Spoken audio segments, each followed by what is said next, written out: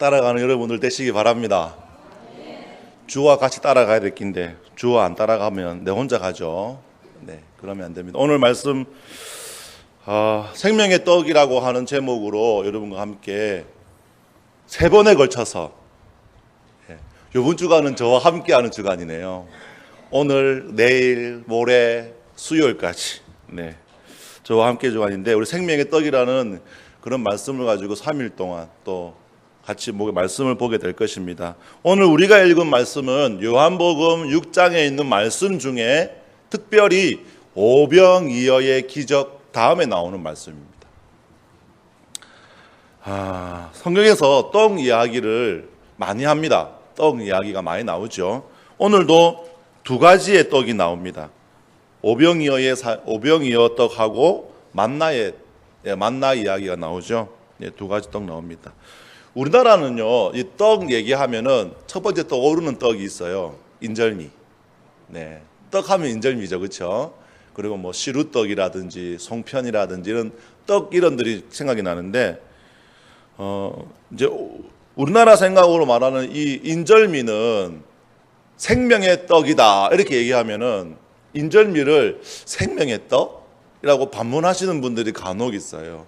왜냐하면 어릴 때 인절미 먹다가 죽을 뻔한 적이 한 번씩은 꼭 있거든요. 그래서 인절미 먹다가 목에 걸려가지고 막 죽다 살아난 적도 있고, 그러면 생명의 떡이라면 잘 이게 안 와닿습니다. 우리나라 문화에서는 이 떡 문화가 우리가 생각하는 그 떡이 아니기 때문에 그렇습니다. 그래서 혹 제가 떡 말고 다른 걸로 한번 바꿔볼까 하면 생명의 밥. 생명의 밥. 예수님은 우리의 생명의 밥이시다. 너무 저렴해요, 표현이. 너무 값싸 보이고, 그래서 떡이 좋긴 좋은데 참 고민을 참 많이 되었습니다. 우스갯소리고요. 자, 오늘 나오는 말씀에 몇 가지가 있습니다. 자, 오병이어는 여러분은 잘 알다시피 5,000명을 예수님께서 먹이고도 12광주리가 남는 기적을 일으키신 사건입니다. 많은 사람들이 예수님을 따라서 왔지만 그들에게 그 굶주림에 대해서 배고픔을 해결할 길이 없어서 예수님께서 작은 아이의 도시락인 물고기 2마리와 떡 5개를 가지고 축사하신 이후에 나눠주게 하셨는데, 그것이 많은 사람들이 배불리 그 앉아있는 남자 어른만 5,000명이니까 부인의 아이의 할머니 할아버지가 다 치면 2만 명이 넘는 인파죠. 그 모든 사람들을 다 배불리 먹였대요. 간신히 먹은 것도 아니고 배불리 먹고도 12광주리에 가득 찰 정도로 놀라운 역사가 일어난 것입니다. 그런데 그 역사에 대해서, 그 기적에 대해서 이 유대인들은 어떻게 생각을 하느냐면, 예수님이시라면 우리의 진짜 왕이 될 수 있겠다라고 생각하는 거예요. 왜 그러냐면 이 당시에 유대인들은 로마의 속국입니다. 우리나라가 일제시대 때 일본의 그런 속국이 되었던 것처럼 이 당시에 로마의 지배를 받고 있었기 때문에 어떻게 하든 간에 독립을 하려고 하는 운동이 계속 일어나고 있었어요. 그러려면 무엇을 해야 됩니까? 전쟁을 해야 되죠. 전쟁을 하려면 2가지가 일단은 해결이 돼야 돼요. 첫 번째는 싸울 수 있는 병사가 확보가 돼야 돼요. 병사가 다치거나 죽으면 끝이니까. 그런데 예수님을 보니까 다친 사람은 손만 얹으면 낫더라고요. 말씀만 하셔도 낫더라고요. 그러니까 병자를 치유하는 예수님, 이야, 좋습니다. 거기다가 군사 식량이 없으면 전쟁을 할 수가 없어요. 그런데 오병이어 기적을 보니까 예수님이 축사만 하시니까 모든 사람이 다 배불리 먹고도 남을 정도로 이런 기적들이 일어난단 말이죠. 병사가 다쳤을 때 치유해주고, 배고플 때 먹여주고, 이분을 왕으로 삼기면 우리나라 독립할 수 있겠다. 그래서 왕으로 삼으려고 합니다. 그것을 예수님이 이미 아시고 오병이어 기적이 일어난 이후에 바로 산으로 그 자리를 옮기십니다. 사람들을 피해서. 그러한 일이 일어났습니다. 자, 그런데 오병이의 기적은 지난 제가 새벽 예배 때 제가 말씀을 전했습니다. 오병이가 가지고 있는 의미는 단순히 5천 명을 먹였다라는 것이 아닙니다. 그런 의미가 아니었어요. 예수님이 우리를 먹이신다 이게 아니라는 것이죠. 무슨 말이냐면 여러분들 예수님 한 분이면 만족하십니까? 만족하십니까? 예수님 한 분이시면 됩니까? 그거 말씀하고 싶으신 거예요. 그거 말씀하시고 싶으신 거예요. 다른 거 다 필요 없다. 예수님 한 분만이면 됩니다. 이거 하고 싶으신 거예요. 그런 얘기하시면서 모세의 기적에 대한 이야기도 하셨고 여러 가지 이야기를 하셨습니다. 모세 얘기 잠깐 다음에도 나오겠지만 예수님께서는 오병이의 기적을 통하여서 우리가 많은 것을 구하고 많은 것을 바라지만 예수님 한 분이면 충분히 넘치고도 남습니다. 이 은혜를 우리에게 알게 하고 싶으신 거였습니다. 깨닫게 하고 싶으신 거였습니다. 그런데 그것을 바라보는 유대인들의 입장은 달랐습니다. 구원의 의미로 받아들인 것이 아니라 예수님이 우리를 배부르게 해줄 수 있어 라고 생각한 겁니다. 그래서 오늘 말씀을 보십시오. 오늘 말씀을 보고 하시면은 26절 말씀을 같이 읽어보겠습니다. 26절 말씀 시작.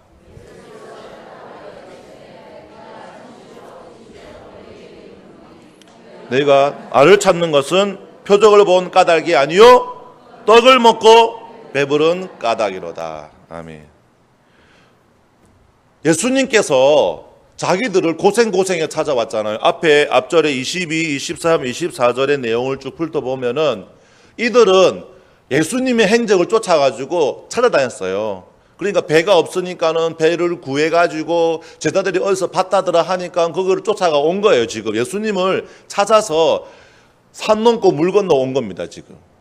그래가지고 간신히 예수님 만났는데 예수님 와가지고 25절에 예수님 랍비여 언제 여기 오셨습니까? 우리가 얼마나 찾았다고요? 라고 했는데 예수님이 너희가 나를 찾는 것은 표적을 구한 것이 아니고 배부른 까닭이다 라고 야단을 치시는 거예요.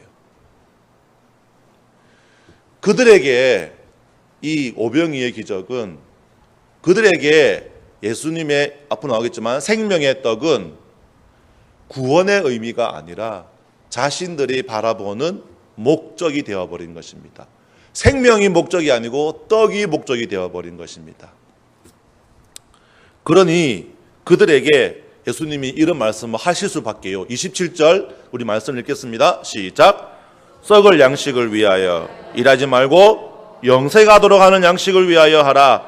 이 양식은 인자가 아버지 하나님께서 인자가 너희에게 주리니 인자는 아버지 하나님께서 인치신 자니라. 아멘. 썩을 양식을 위하여 일하지 말랍니다. 예수님께서 하신 말씀이에요. 한 가지 이야기를 들려주겠습니다. 우리가 잘 아는 책 중에 마지막 수업이라는 책이 있죠.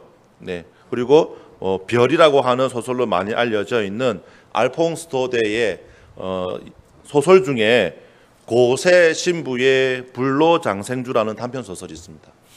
내용을 잠깐 말씀을 드리면 어떤 내용이냐면은 이 뿌레몽뜨레라고 하는 수도원에 고세 수도사가 살고 있었는데요. 같이 수도를 하고 있었는데 이제 이 수도원은 가난을 미덕으로 삼았어요. 가난 이렇게 네핍이라고 하죠. 가난하게 살면서 구제하고 또 하나님의 뜻을 전하려고 하는 그런 수도원이었어요.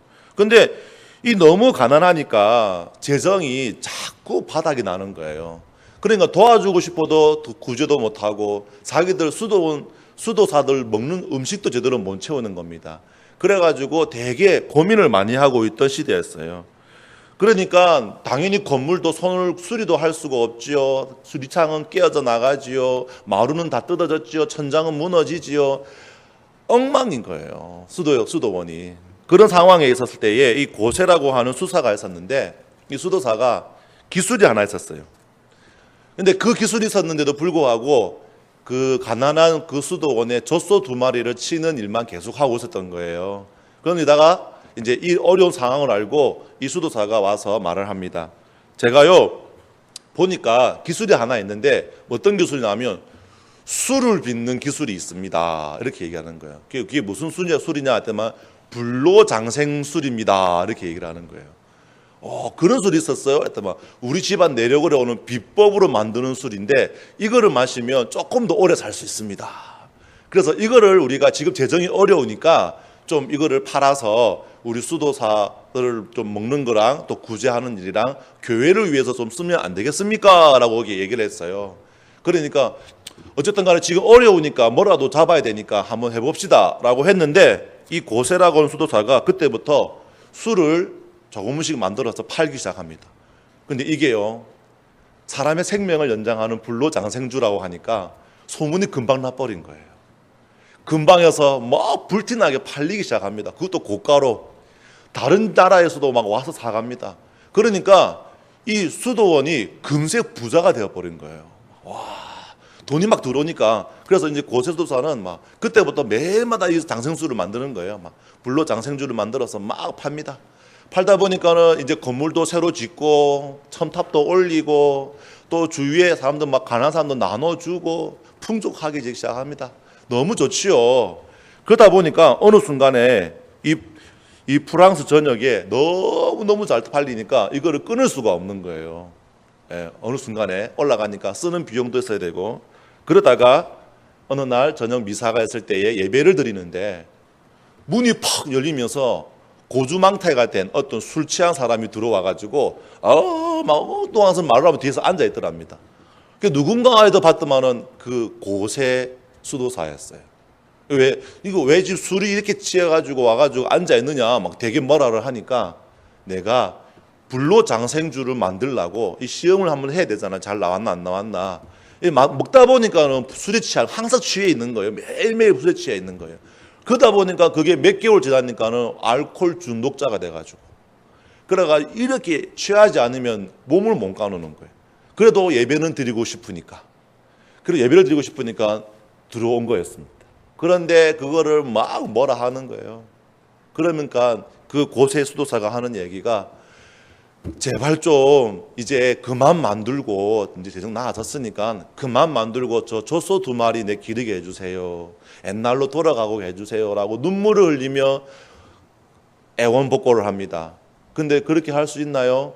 이미 수도원이 그만큼 커졌으니까 들어가는 비용도 그만큼 들어가야 되니까 수입은 이것밖에 없지요. 어떻게 해야 돼요? 계속 만들어야 되는 거예요. 제가 왜 이 얘기를 하냐면은 여러분들 이 불로장생주를 만들게 된 계기가 무엇입니까? 하나님의 일을 더 잘하려고 만든 거였어요. 그런데 어느 순간인가 그 수도원은 그 하나님의 일을 더 잘하려고 만들었던 불로장생주로 인해서 호화로운 생활에 젖어들게 되었고 그것이 그들의 목적이 되었습니다. 오늘 오병이의 기적을 통하여서 많은 사람들은 배불렀습니다. 그들의 양식은 떡이었습니다. 그들의 생명의 떡은 예수님이 아니라 오병이의 기적에서 만들어진 12광줄에 담긴 떡이었습니다. 그래서 예수님은 그들에게 썩을 양식을 위하여 일하지 말라고 하는 것입니다. 이러한 예는 이 소설뿐만이 아니라 성경에서도 찾을 수 있습니다. 우리가 하나님께 큰 은혜를 받은 줄 믿습니다.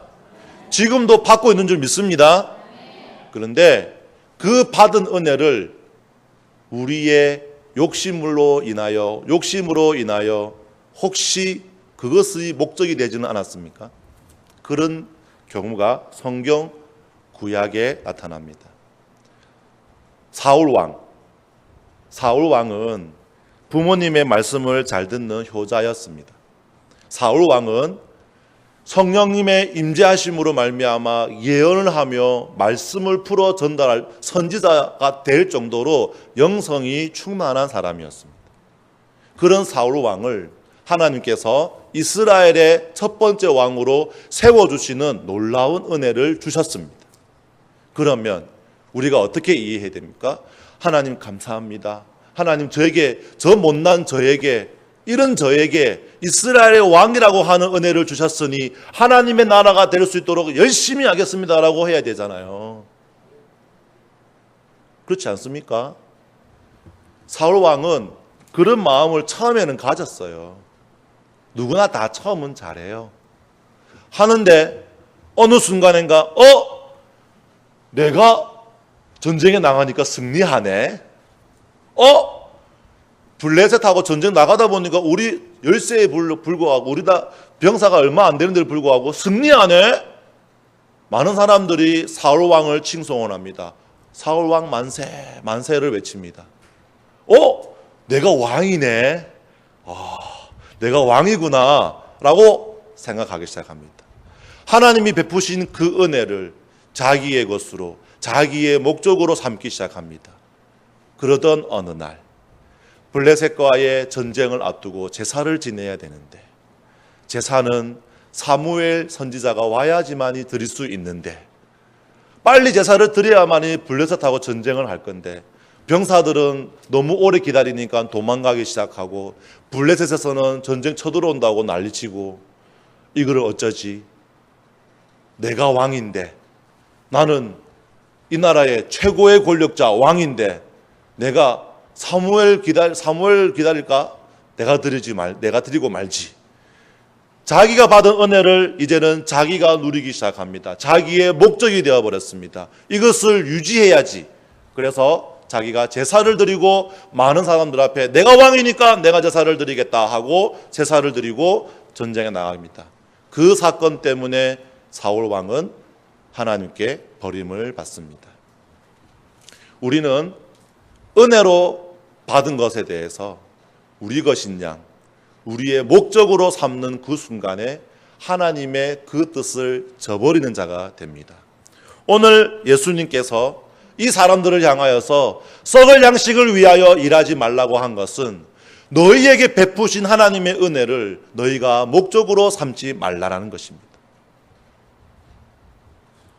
이들이 뭐라고 합니까? 이들이 이렇게 얘기합니다. 예수님께서 이들에게 말씀하시되 썩을 양식을 위하여 일하지 말라고 하니까 28절, 29절, 30절, 31절의 얘기를 우리가 같이 읽어보실 건데요. 이들의 대화를 잘 보십시오. 예수님과의 대화를 잘 이해하고 들으십시오. 자, 같이 한번 읽어보겠습니다. 28절부터 시작.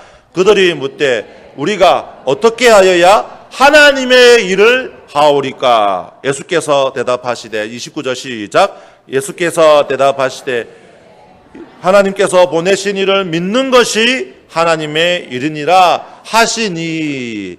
자, 이들이 뭐라고 대답합니까? 자, 그들이 묻되 시작. 그들이 묻되 그러면 우리가 보고 당신을 믿도록 행하시는 표적이 무엇이니까? 하시는 일이 무엇이니까? 그러면서 31절에 자기들이 얘기합니다. 예수님 얘기가 아니고 이거는 사람들의 이야기입니다. 31절 시작. 기록된 바 하늘에서 그들에게 떡을 주어 먹게 하였다 함과 같이 우리 조상들은 광야에서 만나를 먹었나이다. 아멘.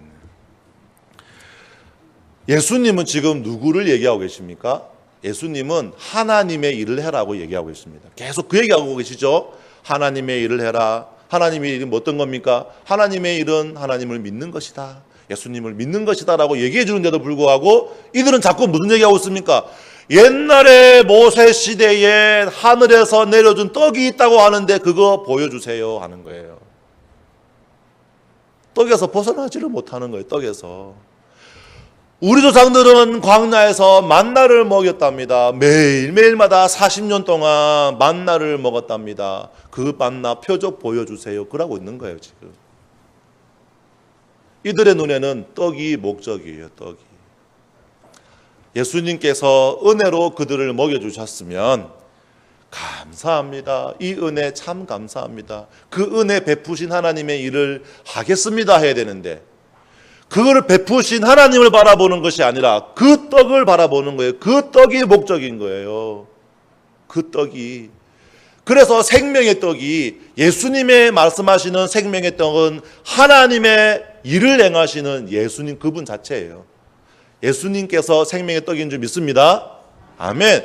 예수님이 생명의 떡이신 거예요. 그래서 그 떡으로 말미암아 우리는 생명을 얻는 거예요. 영원한 생명을.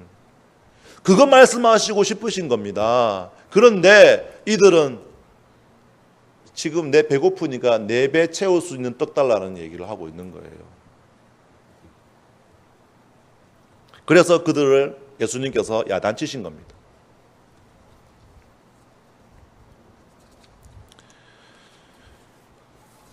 예수님께서 그들에게 또 한 번 이야기하십니다. 35절 말씀을 읽어볼까요? 우리 35절 시작. 예수께서 이르시되 나는 생명의 떡이니 내게 오는 자는 결코 줄이지 아니할 터이요 나를 믿는 자는 영원히 목마르지 아니하리라. 아멘. 물과 떡만 있으면 광야에서 살 수 있습니다. 광야는 이 세상과 같지요. 이 세상은 광야와 같은 세상인 줄 우리가 항상 잘 알고 있습니다. 살기가 힘들어요. 생명 부지하기가 쉬운 게 아니에요. 그런데 그런 광야에 사는 이스라엘 백성에게 매일 아침마다 내리는 만나가 하나님의 은혜가 아니고 그들의 목적이 되었던 겁니다. 그들의 목적이 되었던 겁니다. 이게 무슨 말씀이냐면 여러분들 좋은 대학 가기를 바라시나요? 청년들 좋은 직장 다니기를 원하시나요? 그러면 왜 좋은 대학 가고 왜 좋은 직장에 다녀야 합니까? 돈을 잘 버니까요. 아닙니까? 돈을 잘 버니까요. 좋은 직장 가면 돈 많이 버니까 내가 쓰고 싶은 대로 쓰고 내가 먹고 싶은 대로 먹고 내가 좋은 데 살 수 있으니까 좋은 직장 갈라 하는 거잖아요. 아닙니까? 하나님께서 우리에게 은혜로 놀라운 지혜를 허락하여 주시고 우리의 건강을 허락하여 주시고 우리의 부모님과 우리의 환경과 우리의 많은 조건들을 은혜로 주신 줄 믿습니다. 그런데 그 은혜로 말미암아 우리가 공부도 잘할 수 있고 좋은 직장도 다닐 수 있게 되었는데 그것의 목적이 하나님의 일을 하는 것이 아니라 잘 먹고 잘 살라고. 이 이스라엘 백성과 뭐가 다릅니까?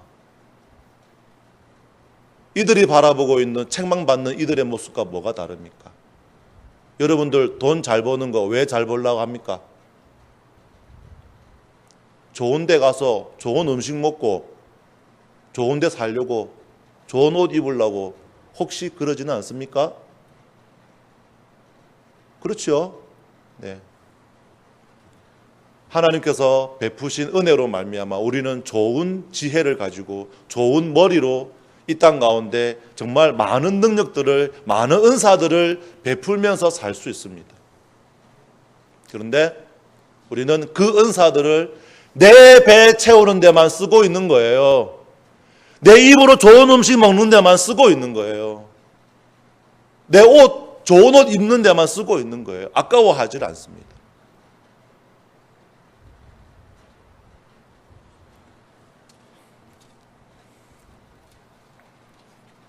오늘 말씀 중에 29절 말씀을 같이 한번 볼까요? 29절 말씀 시작. 예수께서 대답하여 이르시되 하나님께서 보내신 이를 믿는 것이 하나님의 일이니라. 아멘. 하나님께서 보내신 이가 누구십니까? 예수님. 예수님을 믿는 것이 바로 하나님의 일입니다. 예수님을 믿는다는 말은 무엇입니까? 예수님이 행하시는 그 길을 따라서 우리가 같이 걷는 것입니다. 아까 함께 걷는다는 말 얼마나 좋은 찬송인지 몰라요. 예수님의 그 발자취를 따라서 예수님이 어떤 삶을 사셨습니까? 예수님이 자기 배 배불리면서 사셨습니까? 예수님의 그 능력으로 자기가 좋은 옷 입는 데 쓰셨습니까? 자기가 거처할 곳을 좋은 곳을 삼기 위해서 쓰셨습니까? 예수님이 믿는 우리는 하나님의 일을 하는 우리가 되어야 되는데 우리가 가지고 있는 우리가 받은 그 놀라운 은혜와 사랑을 그 은사들을 하나님 일 위하여 쓰지 아니하고 내 배 채우는 데만 쓰고 있는 거예요. 그것이 썩을 양식을 위해서 하는 일입니다.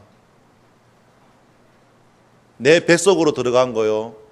나오면 똥이에요. 안 그래요? 똥으로 안 나오면 변비지요. 죄송합니다. 이렇게 더러운 말 해서. 네. 입으로 아무리 좋은 거 드셔보세요. 나오면 다 똥이에요.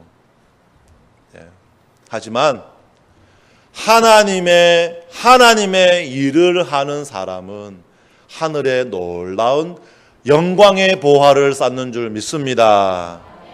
생명의 양식, 생명의 떡을 예수님을 여러분들이 가슴에 품고 그 일을 행하시는 자들은 영원한 떡을, 영원한 생명을 얻는 거예요. 그게 생명의 떡이에요. 그래서 예수님은 나는 생명의 떡이다라고 말씀하시는 겁니다. 예수님을 믿는 사람이 생명의 떡을 먹는 겁니다. 예수님께서는 영원히 목마르지 아니할 샘물을 우리에게 허락하시는 줄 믿습니다. 영원히 배고프지 않도록 배부를 수 있도록 영원히 채워주실 줄 믿습니다. 그렇기 때문에 이 험난한 광야 같은 세상에 우리가 살면서 우리가 가지고 있는 그나마 조그만 그 은혜로 받은 은사들을 나 위해서 쓰지 않고 내 이웃을 위해서 쓰려고 하는 것입니다. 왜? 하나님 일이니까요. 하나님 일이니까요. 그렇게 하려고 하는 것입니다. 여러분들 썩을 양식을 위하여 여러분들의 배를 채우려고 하지 마시고요. 오늘 말씀처럼 하나님의 그 뜻을 이루는 39절, 40절 말씀 읽어보겠습니다. 우리가 39절, 40절 말씀을 같이 한번 읽어보겠습니다. 시작. 나를 보내신 이의 뜻은 내게 주신 자 중에 내가 하나도 잃어버리지 아니하고 마지막 날에 다시 살리는 이것이니라. 40절요. 내 아버지의 뜻은 아들을 보고 믿는 자마다 영생을 얻는 이것이니 마지막 날에 내가 이를 다시 살리라 하시니라. 아멘. 아멘. 아멘. 자, 여러분들 다시 한 번 더 정리하겠습니다. 오병이어의 사건을 보고 그 다음 구절이 오늘 우리가 방금 읽었던 6장 22절에서 40절 구절입니다. 오병이어를 보고 배에 불러서 온 사람들을 책망하시는 예수님께서 지금 무슨 얘기를 하고 계십니까? 아들을 믿는 자마다 영생을 얻는다는 얘기를 하고 계시는 겁니다. 오병이어는 우리의 생명의 떡인 예수님께서 우리에게 예수님 한 분이면 충분합니다라는 것을 알려주기 위한 의미를 가지고 우리에게 베푸신 기적입니다. 하지만 우리는 어느새 떡만을 바라보면서 우리의 배를 배불리 할 그 떡이 목적이 되어서 이 땅 가운데 살아가고 있지는 않은지 다시 한 번 더 돌아보시고 우리에게 은혜를 베푸신 생명의 떡 대신 예수님을 믿음으로 많은 사람들에게 알려줌으로 이 땅 가운데 하나님의 자녀로서 영생의 떡인 예수님을 믿음으로 살아가시는 저와 여러분 되시기를 간절히 축원합니다. 아멘. 기도하시겠습니다. 하나님 아버지